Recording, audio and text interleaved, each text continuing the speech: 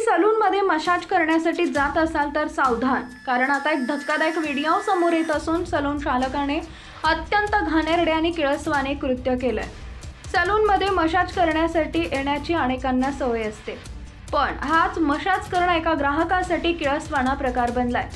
हा व्हिडिओ पाहिल्यानंतर तुमच्या तळपायाची आग मस्तकात जाईल, तेव्हा संपूर्ण व्हिडिओ पहा आणि अशाच अनेक व्हायरल व्हिडिओसाठी आमच्या YouTube चॅनलला सबस्क्राइब करून फेसबुक पेजला फॉलो करायला विसरू नका।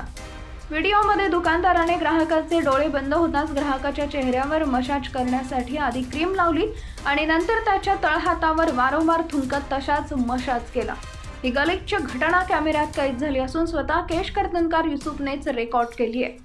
व्हिडिओत ग्राहकाच्या चेहऱ्यावर क्रीम लावण्यात आली असल्याने डोळे बंद केल्याचं दिसत आहे। यावेळी युसुफ हातावर थुंकतो आणि तीच थूक ग्राहकाच्या चेहऱ्यावर लावतो। या दरम्यान तो दोनदा हातात थुंकतो आणि ग्राहकाच्या तोंडावर घासतो। मसाज करताना डोळे बंद असल्याने ग्राहकाला याबाबत काहीच कळत नाही। उत्तर प्रदेशच्या कन्नौज इथं ही घटना घडली आहे। हातावर थुंकी लावून त्यानं ग्राहकाचा फेस मसाज केल्याचा संतापजनक प्रकार व्हिडिओतून समोर आलाय, ज्यातून स्वच्छतेचे गंभीर प्रश्न उपस्थित झाले तर पाहणारे नेटकरी संताप व्यक्त करत आहेत।